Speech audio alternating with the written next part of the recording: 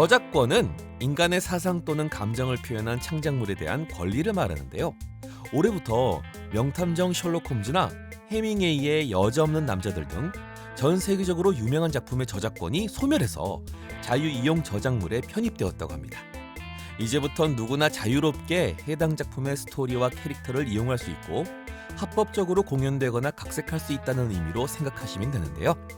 이런 창작물은 비단 스토리뿐 아니라 강연, 음악, 연극, 순수 예술품, 영상, 프로그램 등 다양한 분야를 아우르고 있습니다. 한 예로 누군가 감성 넘치는 사진을 한 장 찍어서 고유 멘트와 함께 업로드한 인스타그램 페이지도 개인의 창작물이 될 수 있는 것처럼요. 저작권은 창작자 생전과 사후 70년까지 보장되는 권리인데요. 2023년 12월 31일은 미키마우스 캐릭터도 보호기간 만료 시점을 지난다고 합니다. 잘 만든 창작물 하나가 대대손손 먹고 살 수 있는 연금의 가치를 가지고 있다니 신기하지 않습니까? 마주 여러분들도 이번 기회에 나만의 저작물이 뭐가 있는지 한번 살펴보면 어떨까요?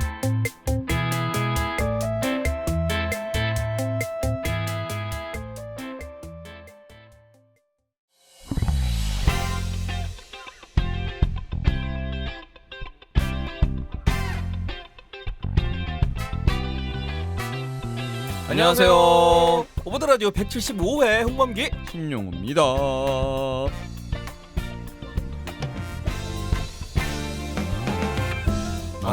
저작권. 이제 셜록 홈즈를 편하게 쓸 수 있게 되었군요. 그러게요. 야, 지금까지도 편하게 쓰고 있지 않았나요? 지금까지는 엄청난 저작권을 지불했겠죠. 네. 그 어떻게 셜록 홈즈를 쓴 사람이 누구죠? 그 코난 도일. 코난 도일 저기 코난이와 도일이가 코난 도일의 저 후손들은 슬프게 됐네요. 뭐 이미 안 슬플 정도로 돈을 벌었을까요? 많이 버셨을 테고. 해밍웨이의 만족은 여자 없을 없는 텐데. 남자들이라는 작품은 저는 처음 들어봅니다. 저도 처음 들어봅니다. 미키마우스도 네. 올해 말까지구나. 그러네요. 와, 미키마우스 보호기간 만료 시점이라는 게 저작권을 소멸한다는 얘기랑 똑같은 건가? 라는 궁금증은 좀 생기네요. 그렇겠죠. 70년까지라니까 네. 와, 미키마우스가 만들어진 지 70년이 넘었다는 얘기예요? 진짜 이런 어르신을 봤나. 우와. 야, 이렇게 창작물로 뭔가를 수익을 창출하는 건 요즘 정말 흔하게 볼 수 있는 일이고 네, 많이들 그런 생각을 하고 계시고 네, 뭐 유튜브 크리에이터 같은 경우에도 그런 종류 직군에 하고 뭐 그런 거죠. 네, 요즘 어린 친구들은 또 꿈이 유튜버다 뭐 이런 친구들도 많고 컨텐츠를 이제 어딘가에 올려놓을 수 있는 플랫폼들이 많아지다 보니까 크리에이터라는 직군이 생겼죠. 자기가 만든 거를 남들한테 보여줄 수 있는 SNS라는 플랫폼도 있고 오더라도 유튜브라는 크리에이터 창작품 중에 하나고. 그렇죠. 네, 그렇습니다. 저작권. 네, 저도 뭐 인스타그램 열심히 글 올려 있고. 네, 그것도 나중에 어떤 저작권을 가질 수 있는 창작물 중에 하나가 됐으면 좋겠다. 뭐 이런 생각도 하고. 나중에 누가 와서 홍보기 씨 책 하나 내시죠, 그러는 거죠. 세상에. 감동의 눈물 좀 흘려도 돼요? 그럼 그때? 그러세요. 알았어요. 흘릴게요. 감사합니다. 감동의 눈물 흘리는 영상을 찍어서 다시 인스타에 올리셔요. 네, 그렇죠. 올리세요. 발음이 안 되네. 난 올리세요. 오늘 감동의 눈물을 흘렸다. 나도 가끔 눈물을 흘린다, 막 이러면서. 세기말 감성. 좋아요. 뭐가 좋아요? 진짜 좋아요? 아니요, 없는 얘기에 자꾸 하고 마음에 없는 얘기에 뭐가 좋아 좋기는. 다음 이야기로 넘어가게 돼서 좋다는 뜻이에요. 근거 없는 그런 좋음 감사합니다. 마무리하자고요. 감사합니다. 알겠습니다. 네, 그렇게 해서 뭐 자기 저작물 그리고 저작권에 대한 권리가 점점 더 중요해지고 있는 요즘입니다. 네, 저작권은 뭐 지켜져야 하는 게 맞고, 뭔가 그 기준과 가치가 조금 더 명확해지고 있는 그런 요즘 같은 시점에 각자의 저작권 잘 지켜줘야 되겠다. 네, 뭐가 있는지 일단 살펴보자고 하네요. 네, 살펴봅시다. 뭐가 있을까요? 본 방송은 인간을 사랑하는 마음으로 즐겁게 연기하는 어디와 함께할까요? 펀스쿨. 네, 펀스쿨과 함께합니다. 너의 사생활이 궁금해. 너의 마음속이 궁금해. 너의 하루 어떤 이야기들로 가득한지 궁금해. 성우 홍범기와 신용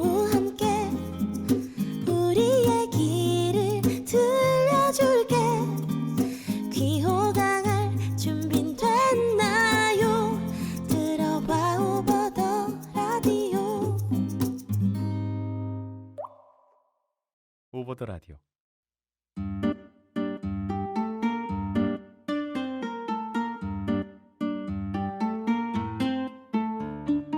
사소한 이야기도 좋다. 엄청난 이야기는 더 좋다. 당신의 이야기가 있어서 오더라는 참 좋다. 라디오 마을 서섬 열어볼까요?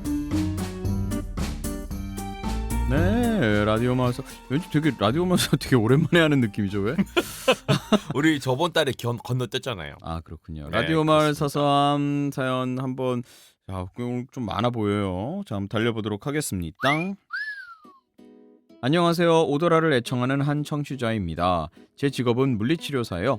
중환자실을 거친 안정기의 뇌, 척수, 신경계 손상 환자들을 전담해서 재활치료를 해드리고 있습니다.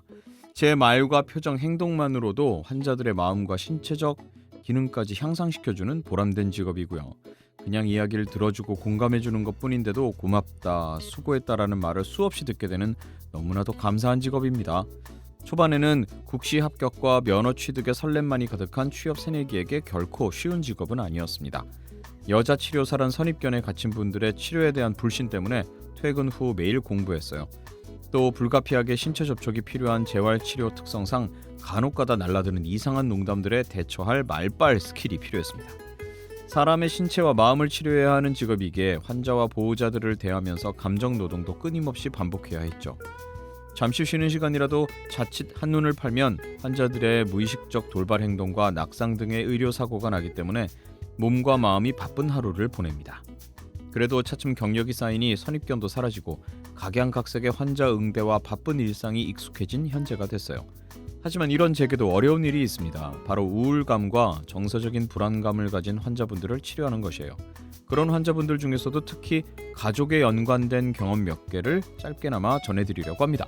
대부분의 환자 가족들이 면회하러 자주 오시는 편이죠. 그러나 입원 후 재활치료를 시작하게 되면 최소 6개월 이상의 긴 치료기간과 적지 않은 병원 치료비로 인해서 점차 면회 횟수가 적어지는 경우가 종종 발생합니다. 그런 경우는 아무래도 빠듯한 일상과 경제적인 업무가 바쁘기 때문일 거란 생각이 들어요. 그리고 부양가족이 없는 환자분들도 계시는데 이런 경우엔 아예 면회 자체가 무척 드문 일이 되어버리곤 하죠.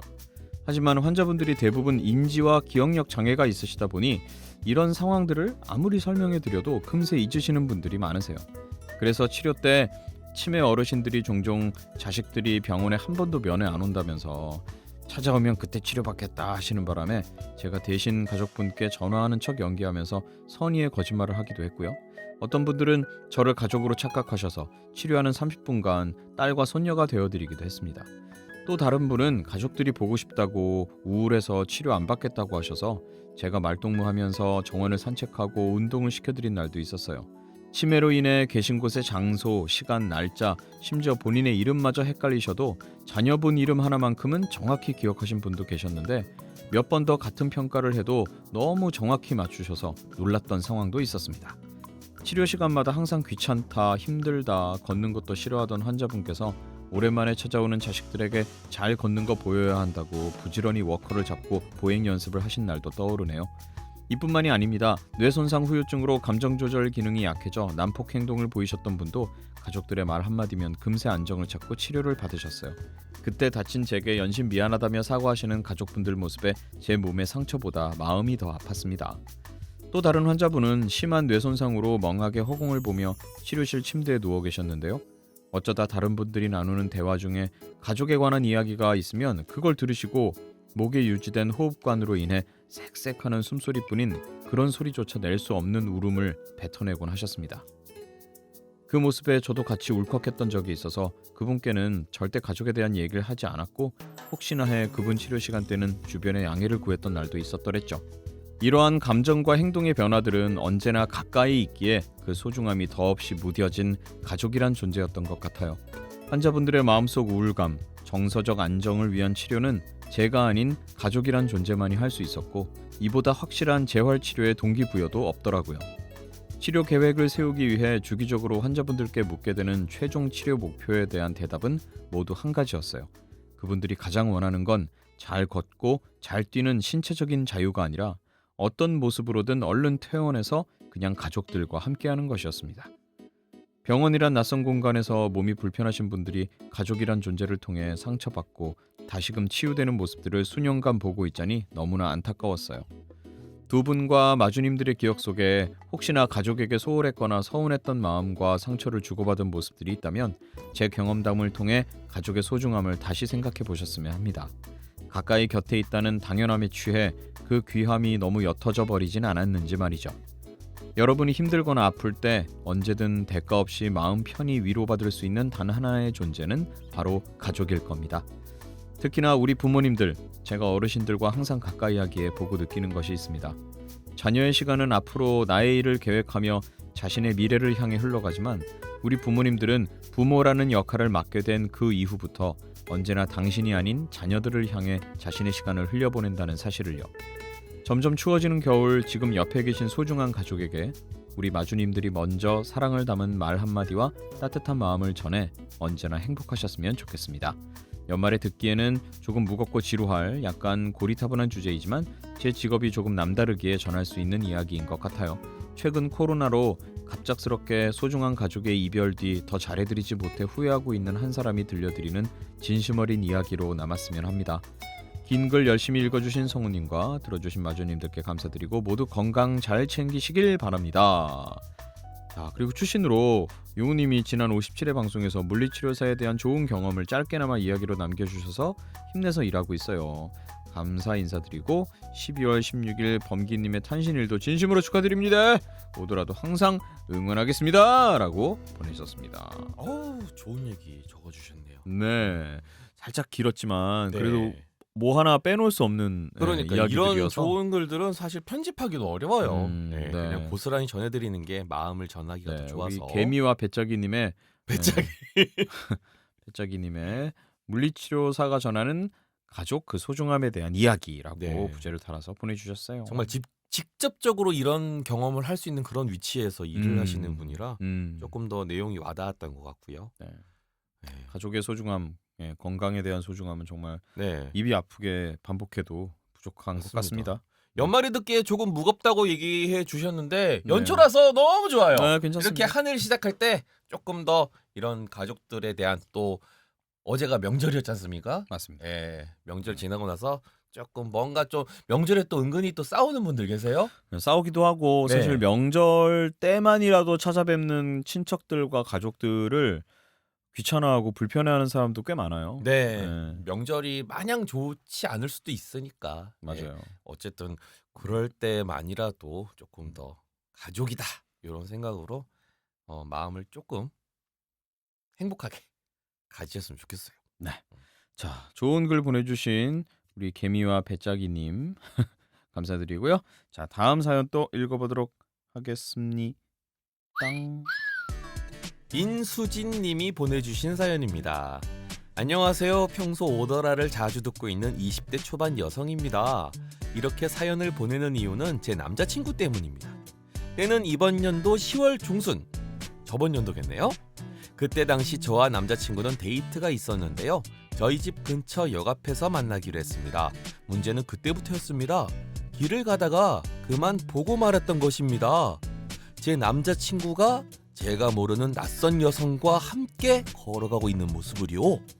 순간 설마 하는 마음으로 뒤를 밟기 시작했습니다. 15분 정도 걸었을까요?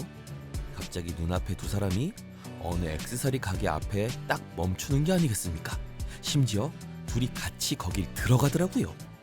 그 광경을 보고 있으려니 있는 대로 화가 난 저는 그대로 남자친구를 향해 돌진했습니다. 야, 너 이거 무슨 상황이야? 무슨 상황이냐고 당장 말해봐! 뛰쳐들어간 제가 다그치자 남친과 낯선 여성, 가게 직원분들까지 놀라셨습니다.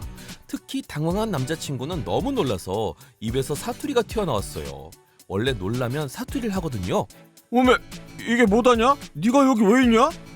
당장이라도 남자친구의 멱살을 잡고 싶었지만 차마 그러진 못하고 화가 나서 거듭 따졌습니다. 됐고, 이게 무슨 일인지 설명이나 해. 우리 사촌 누나야. 내가 다가오는 2주년 기념일 선물 좀 골라달라고 부탁해서 같이 온 거야. 그 말을 듣고 나니 남자친구를 의심했다는 생각과 처음 뵙는 사촌 누나 앞에서 제 행동들이 부끄러워져서 더는 아무 말도 할 수 없었습니다. 그랬더니 남자친구가 그제야 미안하다면서 안아주더라고요. 그 뒤로 어떻게 됐냐고요? 후후! 2주년을 맞이하고 행복하게 잘 연애하고 있습니다. 그리고 내년 4월에는 결혼할 예정이랍니다. 평님 용우님께 축하받고 싶어서 사연 써봤어요. 결혼 축하해주시고 앞으로 저희 부부 잘 살 수 있게 응원도 부탁드려요. 재미없는 글 읽어주셔서 감사합니다. 아 재미없다. 아 재미없어. 아 재미없다 진짜. 와, 이 남자친구가 되게 좋아했겠어요. 그러게요. 그리고 또 음. 질투를 좀 해주면 좋거든. 아유, 얼마나 좋았겠어. 행복하거든. 살짝 당황했지만 그래도 나를 이렇게까지 아. 사랑하는 여자친구가 있다라는 걸 사촌 누나에게 보여준 것도 사실 이게 리얼리티지요. 뭐요? 오메 이게 또- 뭐다냐? 요게 또 이렇게 맞짱 드라마로 갔으면 어, 요게 나쁘게 펼쳐질 수 있었어. 나쁘게 이 저희 사촌 누나분을 어떻게 해코지를 한다거나 넌 이리 나와 그러고 막 이런 거. 사촌 누나가 아니었던 거지. 막- 빰빰빰 막장 드라마라면. 자, 막장 드라마 한번 써보겠습니다. 애인이 있는 걸 알고 있어. 이 여자가. 근데 그래서 이 여자가 이 남자에게 애인이 있는 걸 알면서도 일부러 사귀는데 걸린 거야. 걸린 거 아닐까? 일부러 걸릴 수도 있지. 보여준 거지. 근데 이 남자도 그 걸릴 걸 대비해서 둘이 입을 맞춰놓은 거야 미리. 내가 사촌 누나라고 하겠다. 형 왜 그랬어? 그러게. 내가 왜 이렇게 막장 드라마를 썼을까? 너무 마치 겪은 일처럼. 아니죠. 막장 드라마죠. 에. 음... 뭐 그런 스토리가 아니어서 너무 다행이고 너무 행복하다. 무슨 소리 하는 거야? 예. 지금 식을 앞뒀다는데 딴 소리야. 그러니까 아니 막장 드라마는 그렇게 흘러가는데 현실은 너무 해피해피해서 좋다. 4월 달에 결혼이시면 이제 앞두고 있는데 결혼 예. 준비 저기 행복하게 잘하시고 싸우지 말고요. 결혼 준비하다가 싸우시는 분들 많아요. 많은데 뭐 잘할 수 있습니다. 아주 하지만- 재밌게 하는 부부도 엄청 많아요. 그럼요. 야 4월이면 정말 너무너무 좋을 때다. 그리고 제 촉에 의하면 요 커플 재밌는 일이 많았어요. 그래요? 재밌는 일이 많았습니다. 네, 사연 보내주시고요. 그리고 신혼여행도 가서 분명히 재밌는 일이 있을 겁니다. 보내주시고요. 네, 좋아요. 앞으로 살면서 재밌는 일 많을 겁니다. 보내주십시오. 저희가 소개해서 함께. 아이고 본명인가 인수진님. 아무튼 재밌네요. 감사합니다. 네, 결혼 축하드리고요. 결혼 너무 축하드립니다. 너무 사랑받아서 좋겠어요. 서로 너무 사랑하네요. 좋습니다. 네, 이렇게 해서 오늘 사연은 일단 두 분이에요? 분을 저희가 이제 골라 보았고요. 목이 메네요. 곤란하다고요? 아니 돌체 카페라떼요? 뭐라고요? 이게 뭐라고요? 돌체 카페라떼. 돌체 라떼. 돌체 카페라떼. 버전 하려면 안 된다. 돌체 카 안 된다. 하지 마. 형 안 돼. 돌체 카페라떼. 이렇게 되나? 술 취한 사람 같잖아요. 그냥. 그러니까 안 된다. 네. 자, 그 개미와 배짜기님 그리고 인수지님 소중한 사연 보내주신 두 분께 저희가 소정의 상품 보내드릴 거고요. 네. 그리고 죄송합니다. 이 돌체 카페라떼 커피를 마시고 있어요. 저희가 갑자기 무슨 얘기를 하나 궁금하셨을 텐데. 근데 용우가 자꾸 걸리네요. 네. 입에 맞지 않은가 봐요. 아닙니다. 네, 그래서 라디오 마을 사삼에 보내주신 두 분께는 경품 저희가 소정의 상품 보내드릴 거고요. 그리고 또 저희가 이렇게 상품을 두 분께만 드리는 또 이유가 또 있지요. 왜요? 네, 자 다음 코너에서 알려드리도록 하겠습니다. 자 라디오 마을 사삼 사연 많이 보내주시고요. 자, 두 분께도 다시 한번 더 감사드리고 여러분들 또 다음 코너에서 만나요.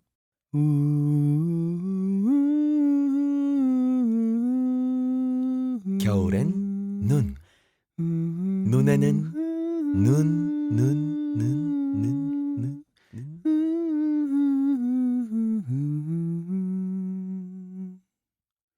네, 정말 저렴하고 좋죠. 네. 이분은 생반주 음악 너무 좋지 않습니까? 네. 눈사연 저희가 눈사연 저 이벤트 했었잖아요. 네. 그래서 오늘은 눈사연 여러분들이 보내주신 눈사연인가요? 눈사연인가요? 눈사연이죠. 그냥. 눈사연인가요? 장음은 사람 눈이 눈이죠. 네? 밖에 신용은 밖에 내리는 눈이 장음이군요. 네, 편집해 주세요. 왜요? 반대로 얘기했잖아. 착각할 수도 있죠. 사람이 내가 뭐 나라고 항상 다 맞아야 돼? 항상 안 맞아야지 신용인데. 저는 그런 인간 아니니까 괜찮아요. 용신인데 맞아야지. 편집하지 마세요. 편집하지 마세요. 저 그런 건 괜찮아요.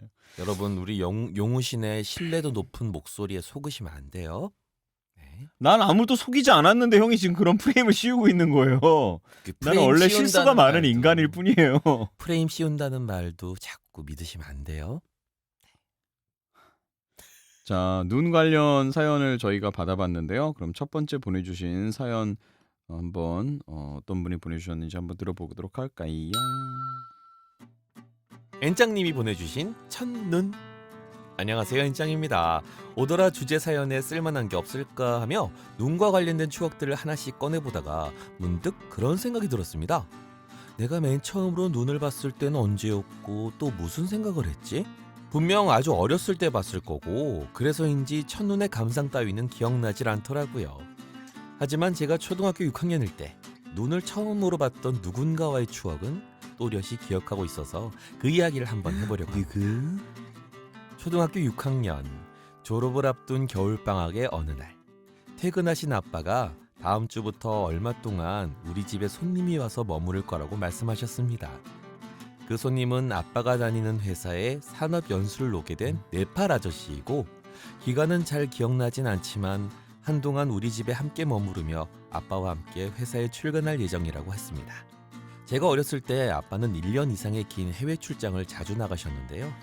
언젠가 한 번은 지독한 향수병에 걸려 건강이 급속히 나빠져 급히 한국으로 돌아오셨던 적이 있습니다. 이런 경험 탓에 아빠는 산업연수를 오는 아저씨가 휴일에 할 일 없이 혼자 있는 것보다 한국 가정과 문화를 경험하며 우리 가족과 함께 지내는 게 덜 외롭지 않겠느냐 싶으셨나 봐요. 게다가 당시 혼자 새벽에 일어나 굿모닝 팝스로 영어를 공부하던 제게 영어 회화 상대가 생기니 이게 바로 일석삼조라며 가족을 설득했습니다. 손님을 대접해야 하는 엄마는 처음엔 반대하셨지만 결국 나중에는 허락하셨고 그렇게 네팔에서 온 게왈리 아저씨는 저희 집에서 묵게 되었습니다.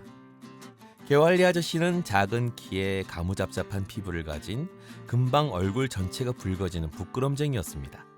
평일엔 아빠와 출근하시고 휴일에는 방이나 거실에서 쉬며 책을 읽고 아빠와 이런저런 얘기를 하며 시간을 보냈습니다. 그러던 어느 휴일 아침 아저씨가 혼자 거실 소파에 앉아 커다란 창밖을 보고 있었습니다. 시선을 따라 창밖을 보니 한방눈이 내리고 있더라고요. 저는 얼른 다가가서 아침 인사를 했어요. 아저씨도 바로 반갑게 인사를 하시면서 제게 질문 하나를 던지셨습니다. 혹시 저게 눈인가요? 네, 맞아요, 게왈리 아저씨. 지금 눈이 내리고 있어요. 제 대답을 들은 아저씨는 낮은 목소리로 저게 눈이라고 몇 번이나 중얼거리시다가 다시 말을 꺼내셨습니다. 전 눈을 가까이에서 처음 봤어요. 눈은 정말 아름답네요. 그 말이 어쩐지 조금 이상했어요. 전에 아빠가 네팔로 출장 갔을 때 히말라야 산맥을 배경으로 찍었던 사진을 봤고 산 꼭대기에 분명 눈이 쌓여 있었는데 눈을 처음 보셨을 리가 없잖아요. 그래서 바로 히말라야 산맥 꼭대기에 눈이 덮여 있지 않냐고 여쭤봤죠. 그랬더니 산맥 꼭대기에는 눈이 쌓여 있지만 거기까지 가본 적이 없고 아저씨가 사시는 카트만두에는 보통 눈이 오지 않는다고 하시더라고요. 이렇게 눈이 내리는 걸 처음 봐요. 눈 내리는 모습이 너무 아름답네요. 너무 예뻐서 우리 딸한테도 보여주고 싶어요. 아저씨 딸이 있어요? 예, 네팔에 아내와 딸이 있어요. 사진이 있는데 보여줄까요? 바로 품속에서 사진 한 장을 꺼내 보여주셨는데 네팔 전통 의상을 입은 여자분이 아주 귀엽고 사랑스러운 아기를 안고 환하게 웃고 있었습니다. 너무 귀엽다고 제가 말씀드렸더니 얼굴이 붉게 변한 게왈리 아저씨가 고맙다고 하셨어요. 그리고는 천천히 또박또박 제가 알아들을 수 있도록 이야기를 해주셨습니다. 저는 이 아이를 위해 한국에 왔어요. 전 네팔에서 대학교를 졸업했고 학교 선생님이었어요. 그런데 네팔에서 학교 선생님을 하는 것보다 한국에서 기술을 배워 일하는 게 더 많은 돈을 벌 수 있어요. 저는 제 딸이 더 많은 걸 할 수 있게 지원해주고 싶어요. 그래서 돈을 많이 벌고 싶어서 한국에 왔어요. 제 딸은 나중에 네팔이 아니라 외국에서 직장을 가지고 더 나은 삶을 살았으면 좋겠어요. 제 딸이 한국에서 살게 되는 것도 좋겠어요. 그럼 이렇게 예쁜 눈도 볼 수 있잖아요. 저도 아저씨 가족이 한국에 와서 이 눈을 함께 볼 수 있었으면 좋겠어요. 아저씨 딸도 만나보고 싶어요. 그리고 아저씨 바람이 다 이루어지면 좋겠어요. 제 말을 듣고 아저씨는 다시 한번 고맙다고 하셨어요. 그 뒤 저는 아저씨에게 밖으로 나가 눈을 보자고 했고 저희 둘은 사박사박 눈 내리는 소리가 들리는 것만 같은 고요한 마당에 나란히 서서 손을 내밀고 손바닥에 떨어지는 눈의 결정도 보고 주위 풍경에 눈이 쌓여가는 모습을 한참 동안 봤답니다. 한국의 겨울은 굉장히 춥군요. 우리 이제 들어갈까요? 하지만 집 안으로 들어와서 저희 두 사람은 거실 소파에 나란히 앉아 커다란 창밖에 눈 내리는 풍경을 아무 말 없이 감상했어요. 다른 가족이 일어나서 거실에 나오기 전까지. 그 후 방학 동안 아저씨는 회사에 다니셨고 한국을 떠나기 며칠 전에 저희와 서울 대공원에 가서 놀이기구도 타고 식물원도 구경했어요. 그동안 고마웠다는 말과 다시 보자는 말과 함께 한국을 떠나신 것이 우리의 마지막이었습니다. 정말 아저씨의 딸은 아저씨의 바람대로 네팔이 아닌 외국에서 행복하게 지내게 되었을까요? 한국에 와서 눈 내리는 풍경을 봤을까요? 아저씨 생각을 하니 새삼스레 궁금해집니다. 그나저나 이 추억을 적다 보니 초등학교 6학년밖에 안 된 과거의 제가 똘똘하니 지금의 저보다 영어를 훨씬 잘했네요. 이제는 저 정도의 대화도 나누기 힘들 것 같은데 말이죠. 개활리 아저씨와의 추억을 떠올리며 따스함과 평안함을 느꼈는데 갑자기 씁쓸해지는 순간입니다. 내년에는 외국어 공부를 해야겠다고 다시 또 다짐하게 됩니다. 오더라 가족분들도 행복하고 평안하고 따뜻한 연말과 새해 맞으시고 새해엔 영어나 외국어 공부 열심히 하세요. 2022년에도 우리 범규 오빠, 용호 오빠, 오더라 스태프분들과 사랑스럽고 다정한 오마주분들 덕분에 행복한 한 해를 보낼 수 있었습니다. 고마워요. 2023년 새해에도 늘 건강 행복하시고 우리 모두 계속 함께해요. 네. 엔장님, 네. 개활리 아저씨. 네. 영어로 했었어야 했나봐요. 근데 분위기 깨기 싫어서. 당연하죠. 소복소복 눈 내리는 풍경에. 서복. 또 어색한 또 동시통역 들어가면 또 아저씨. 네. 그럴 것 같아서. 그럼 저도 영어로 해야 되니까 힘들죠. 초등학교 6학년에 영어로 해주셔야죠. 어우, 그거 너무 어렵지. 어렵죠. 어렵죠. 자, 그래서 이런 기억 정말 잊혀지기 쉽지 않죠. 네. 그리고 어떤 외국분과 이런 둘만의 시간을 고요히 보내는 그런 일은 쉽지 않은 기회죠. 근데 굉장히 눈에 보이는 것처럼 네. 되게 눈 내릴 때 왜 약간 되게 약간 적막한 느낌 있잖아요. 많죠. 딱 그런 느낌이 드는 그런 공간이 그려져서 되게 좋았던 것 같아요. 네. 자, 엔짱님 좋은 사연, 소중한 사연 보내주셔서 감사드립니다. 네, 저 다음 사연 또 이어가 볼까요? 네. 만두 엄마님께서 보내셨습니다. 안녕하세요. 만두 엄마입니다. 많은 분이 눈을 사랑하시죠. 깨끗하고 소복이 쌓인 눈을 보면 너나 할 것 없이 화이트 크리스마스를 떠올리고 기다리실 거예요. 하지만 전 눈이 너무 밉답니다. 흰 눈을 미워하게 된 사연 한번 적어보겠습니다. 저는 국민의 발이 되어주는 운송기관에서 벌써 근 20년째 근무하고 있습니다. 우리 직장에 다니는 많은 분이 가장 두려워하는 계절이 바로 겨울인데요. 그 이유는 바로 눈 때문입니다. 저는 여자임에도 군대를 다녀온 웬만한 남자들보다 눈을 더 많이 쓸었노라고 자신할 수 있어요. 눈이 내리기 전 가을부터 제설 준비에 전 직원이 동원되고 겨울이 오면 항상 눈 예보를 주시해요. 그러다 눈이라도 오면 승강장에 염화칼슘 살포와 빗자루질 등으로 밤을 꼬박 새운 날도 허다하죠. 전철은 문이 열리는 한쪽 방향으로만 빗자루질을 해야 해서 정말 어깨가 떨어져 나가는 것 같을 때도 있어요. 그래도 요즘에는 송풍기가 있어 그나마 좀 수월해졌지만 KTX가 서지 않는 중간역이나 작은 역은 한두 대 정도만 배급받아 빗자루질은 필수랍니다. 그렇게 저희는 많은 사람들이 바삐 이동하다 미끄러지지 않도록, 넘어져 다치는 고객이 생기지 않도록 안전하게 역을 이용하실 수 있도록 열심히 제설하고 있죠. 하지만 우리 직원들을 더욱 힘들게 하는 일은 눈이 온 후 햇살이 내리쬐는 낮이랍니다. 전동차나 열차는 덩치도 크고 빠른 속도로 다니기 때문에 쌓인 눈을 회오리처럼 몰고 다니는데요. 따뜻한 햇볕에 전동차와 열차 출입문에 끼어있던 눈이 그대로 녹은 채 열차가 달리다가 그만 찬 기운을 만나 다시 어는 것이 반복되어 출입문이 열리지 않기 때문이죠. 무전을 받고 뛰어나가서 꼬챙이로 얼음을 긁어내기도 하면서 일일이 손으로 열어드린 적도 있습니다. 내린 눈으로 인해 선로를 변경해주는 장치에도 눈이 끼면 선로에 부탄가스를 들고 내려가 녹이기도 한답니다. 눈이 오면 이렇게 이런저런 이유로 전동차와 열차의 지연도 많아지게 됩니다. 그럴 때면 가끔 분노에 휩싸인 고객님께 폭언을 받기도 하죠. 불편을 드려 죄송하다고 바로 말씀을 전하지만 날카로운 말들에 마음의 상처를 받을 때도 종종 있어요. 이 사연을 듣게 되신다면 우리 청취자분들께서는 꼭 알아주세요. 겨울에 열차가 지연되는 상황이 발생하더라도 보이지 않는 곳에서 정시 운행을 위해 열심히 일하는 직원들이 많다는 사실을요. 눈으로 인해 미끄러우니 꼭 타고 내리실 때 안전하게 이용하여 주시길 당부드릴게요. 그런데 지금도 밖에는 야속하게도 흰 눈이 예쁘게 쌓여 있네요. 하하하. 아마도 내일 있을 제설 작업을 위해 전 미리 어깨찜질을 하러 갑니다. 올 겨울에도 사고 없이 국민의 발이 되어 안전하게 다니기를 바랍니다. 첫째도 안전, 둘째도 안전입니다. 추신, 두 분이 안내 방송을 해주시면 고객님들 얼었던 고막이 녹아내릴 텐데 한 번만 해주세요 라고 밑에 안내 방송 멘트를 써놓으셨네요. 자, 홍범기 씨 한번 해볼까요? 자, 시작. 고객 여러분께 안내 말씀드립니다. 금일 내린 폭설로 인해 열차의 운행이 지연되고 있습니다. 고객 여러분의 양해 부탁드립니다. 열차가 제 시간에 운행되지 못하여 죄송합니다. 자, 신용우 시작. 뭐라고요? 뭐라고 했어요? 야이씨 신용우 시작. 고막이 녹아내려가지고 안 들려요 잘. 야이 신용우. 약간 킹받게 읽네요 형. 어? 약간 킹받게 읽어요. 그러면은 멀쩡하게 읽어봐요. 자, 멀쩡하게요? 고객 여러분께 안내 말씀드립니다. 금일 내린 폭설로 인해 열차의 운행이 지연되고 있습니다. 고객 여러분의 양해 부탁드립니다. 열차가 제 시간에 운행되지 못하여 죄송합니다.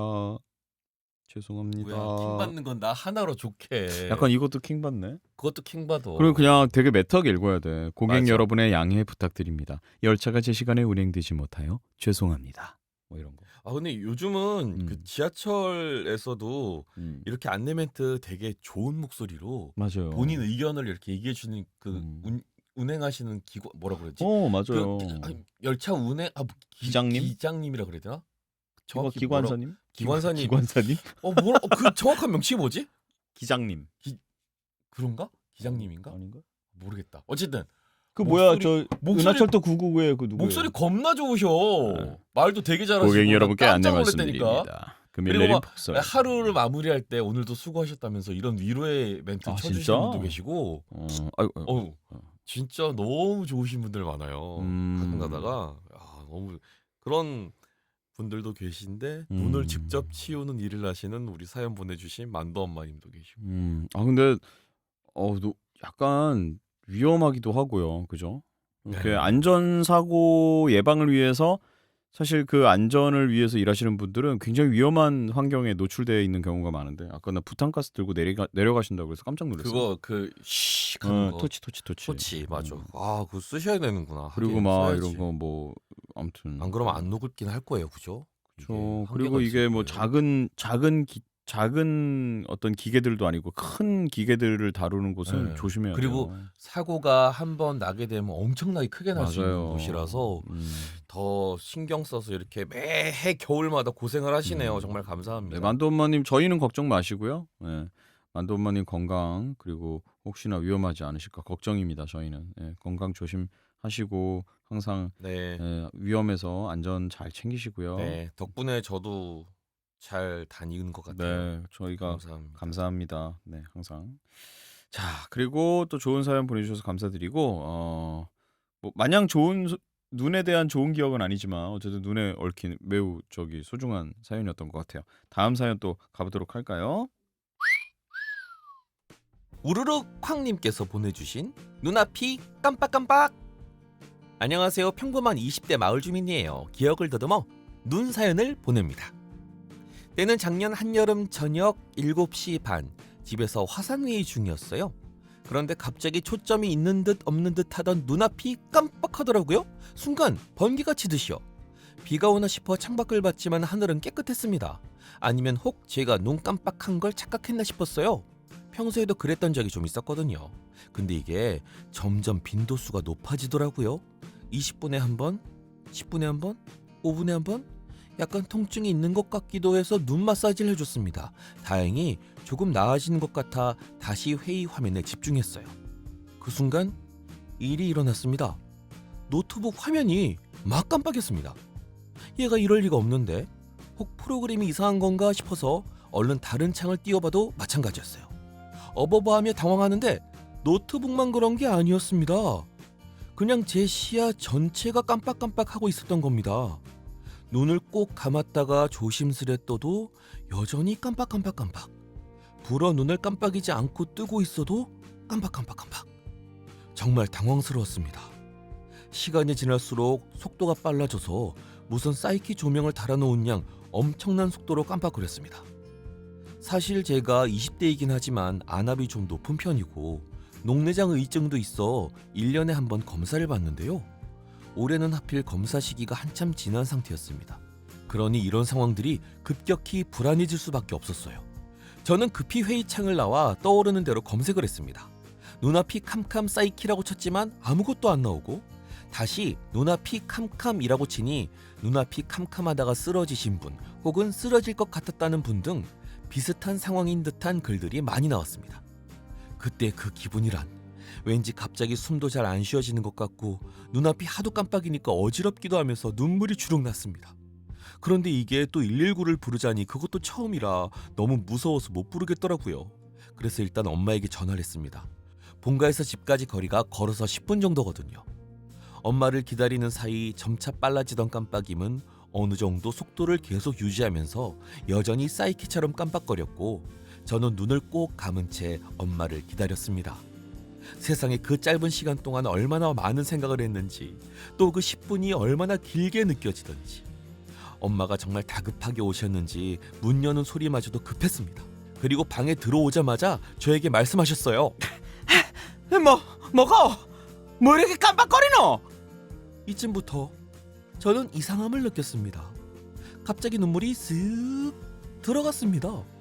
엄마는 그런 저를 보시다가 천장을 보시다가 다시 한번 저와 천장을 번갈아 보고는 바로 등짝 스매싱을 날렸습니다. 형광등 두 개나 깜빡거리고 있잖아. 놀랐잖아. 네. 가시나 이게 진짜로. 없는데 뭐 자꾸 할래 너? 두 개나 깜빡거리고 두 개나. 네. 눈을 들어 천장을 보니 총 3개의 형광등 중 2개가 아주 열심히 깜빡거리고 있더라고요. 그러니까 제 눈이 깜빡인 게 아니라 형광등이 열심히 깜빡이는 바람에 온 시야가 깜빡거리고 있었던 거죠. 혹시나 잘못 일어나다가 쓰러질까봐 의자에 앉은 상태로 가만히 있었는데 그때서야 조심히 일어나서 부엌에 나가보았습니다.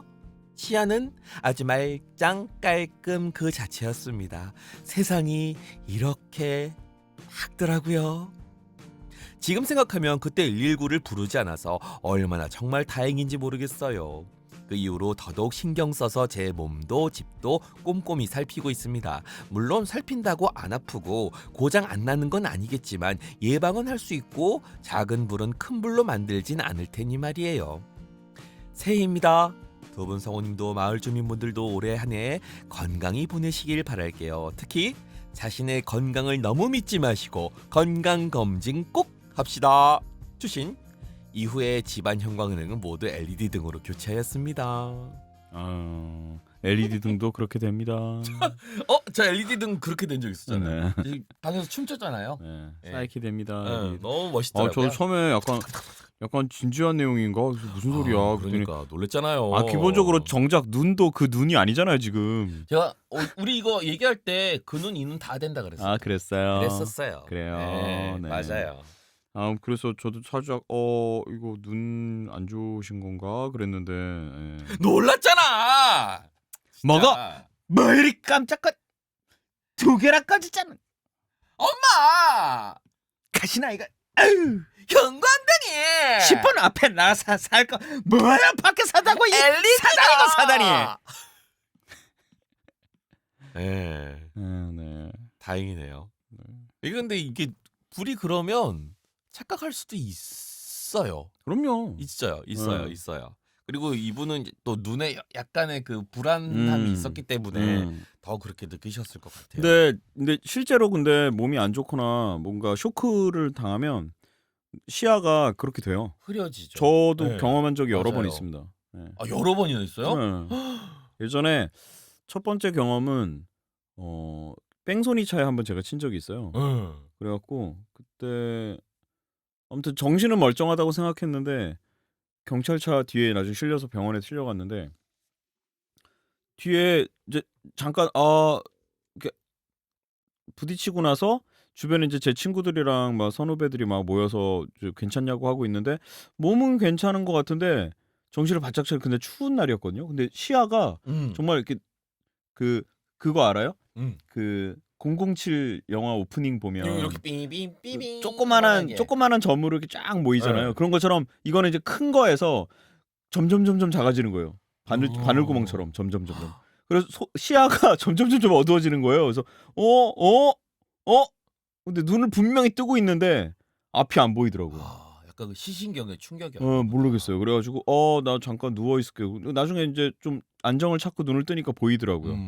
그런 적이 한 번 있었고. 하다못해 뒤통수 얻어맞아도 눈앞이 안 보이는데. 그렇죠. 교통사고는 깜짝 놀고. 그러니까. 그리고 뭐 이렇게 마취 안 하고 한번 바늘로 상처를 꼬매 이제 군대에 있을 때 한번 그런 적이 있는데 그때도 뭐 베트남 전쟁 갔다 온 느낌으로. 아니 뭐 어쨌든 뭐 사고가 살짝 있어가지고 뭐 어디 작업하다가 의료실에서 이제 고생하셨습니다 하고 딱 일어서서 나가는데 갑자기 문이 시야가 옆으로 이렇게 눕더라고요.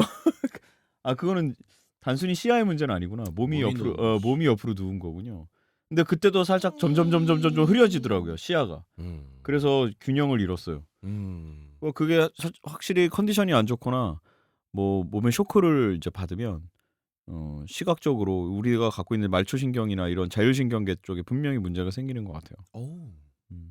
그러니까 뭐 어느 정도 항상 긴장하고 있는 건 맞는 것 같습니다. 네. 근데 그러다 보니 또 이렇게 맞아요. 그 웃지 못할 또 이런 또 해프닝도 생기는 거겠죠. 네, 건강 믿지 마시고 검진 꼭 하자고 적어주셨는데요. 검진 꼭 합시다. 여러분들 제가 오늘 또 좋은 말 막 그런 거 적은 거 있으면 보고 있는데. 좋은 말이요? 네, 이렇게 그런 말들 막 명언들 막 그런 거 하는 사람들 있잖아요. 근데 어떤 분이 그런 얘기 하셨어요.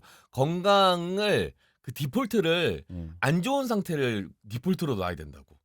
이게 몸뚱이가 유기체라 항상 건강하겠다고 생각하겠지만 항상 건강하지 않은 상태가 기본이다. 그러니까 건강 염려증은 너무 심한 거고. 네, 그걸 너무 믿지 말고 일단 나는 아픈 게 기본이다. 그걸 깔고 계속 관리를 해나가야지 건강 그래도 근데 유지되지. 지금 뭐 우리 얘기 듣는 뭐 어떤 분들은 궁금하시는 분들도 있겠지만 10대, 20대 분들은 무슨 소린가 하실 수도 있어요. 10대, 20대들도 요새 건강 안 좋아. 정말? 핸드폰 너무 봐서 그건 그래요. 이미 노안도 오고 이어폰 너무 껴서 이미 귀도 안 좋을 수도 있어. 맞아요. 여러분 그거 너무 위험합니다. 위험합니다. 위험해요.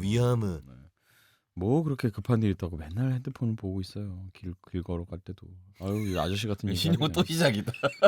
나는 횡단보도 얘기해. 정말 횡단보도. 하루에도 한 3-4번씩 정말 너무너무 놀래기 때문에. 아무튼 여러분들 건강 갑자기 눈 얘기하다가 건강 눈에 관련된 소식을 받다 보니 결국 마지막에 건강이죠. 건강. 네, 갑자기 급 해본 눈 관련 이벤트였어요. 눈 사연 이벤트. 많은 분들이 보내주셨고 그 분들 중에 저희가 엔짱님, 만두엄마님, 우르륵팡님 세 분 사연 뽑아서 뽑아 보았습니다. 소개해드렸고요. 선물 드릴 거예요. 네. 그래서 아까 라디오 마을 사삼과 이어서 또 겨울엔 눈에는 눈 사연 모아봤습니다. 자, 이제 겨울이 아직 한참 남았잖아요.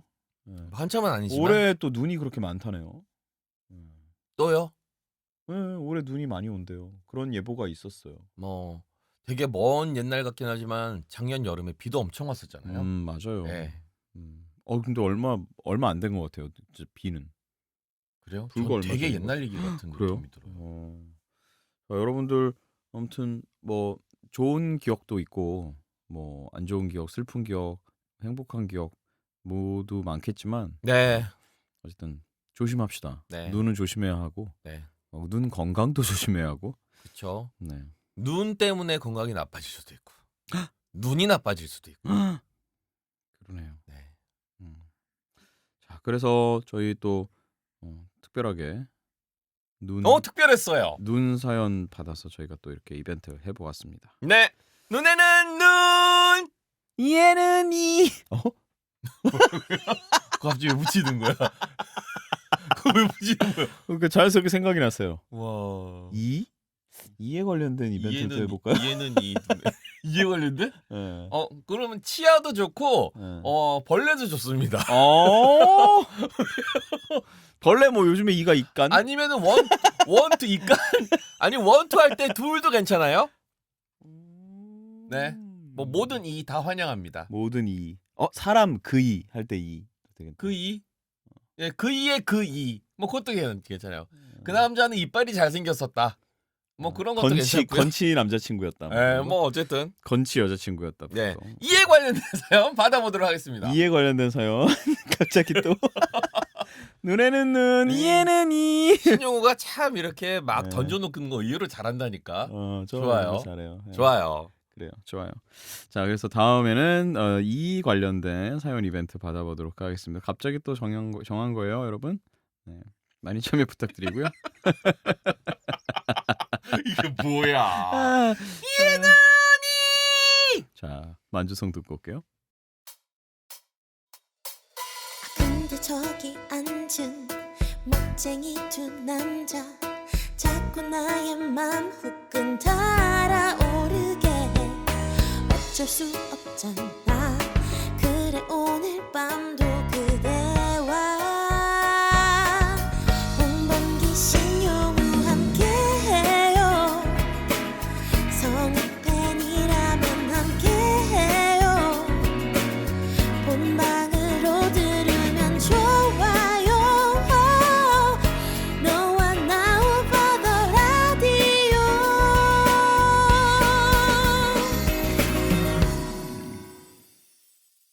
오버더 라디오. 네, 오버더 라디오 175회 공지 및 정리 토크 시간입니다. 네. 사연 보내주실 거 궁금하시죠? 네. 아주 간단해졌습니다. 여러분 이제 헷갈리실 게 없어요. 네, 메일만 OT라디오 골뱅이 네이버닷컴 OT라디오 골뱅이 네이버닷컴입니다. 이쪽으로 보내주시면 되겠습니다. 네, 보내주시면 돼요. 주저하지 말고 보내주세요. 혹시 재미없는 얘기 같다 그러면 저희가 소개를 좀 안 해드릴 수도 있어요. 그러니까 일단 보내주세요. 보내보시고 고민하십시오. 올해는 행동하는 어떤 실천하는 고민하지 말고 먼저 움직여보자. 그런 거를 한번 하시는 거 어떻게십니까? 왜 그러는 거야? 새해에는 생각보다 행동을 그래요. 사연 보내세요. 구독 누르시고 좋아요 누르세요. 행동력이 중요하죠. 그죠? 맞습니다. 자, 오버더 라디오 이제 1월 마지막 방송이고요. 네, 다음은 2월 달 방송이 되겠네요. 오 마이 갓. 벌써. 네. 그러고 보니까 다들 저기 연휴는 어떻게 보내셨는지 모르겠네요. 연휴? 연휴가 끝나고 그 다음 날이잖아요, 오늘. 네, 그렇습니다. 그 다음에 우리 휴일이 언제 있죠? 2월에는 없고요. 없어요, 2월에? 네, 2월에 설 연휴가 올해 1월에 있어서 2월에 휴일이 없습니다. 2월에 없고요. 아마 3일절 연휴가 남아 있을까? 뭐 그럴 겁니다. 3일절이 연휴예요. 연휴가 아니고 휴일이네요. 수요일이네요. 괜찮네요. 연휴가 아니네요. 중간에 껴 있으니까 그래도 잠깐 쉬어가는 느낌이 있네요. 저는 휴일 수요일 제일 좋아해요. 그래요? 네, 너무 좋습니다. 연휴가 아니어도 상관없어. 그냥 수요일이 휴일이면 좋아. 네, 뭐 그렇습니다. 좀 이렇게 한 이틀 하고 쉬고 이틀 하고 쉬고 약간 그러니까 좋겠죠. 네, 좋아요. 네. 아니 근데 주 4일 근무제 한다고 하지 않았나요? 주 4일 근무요?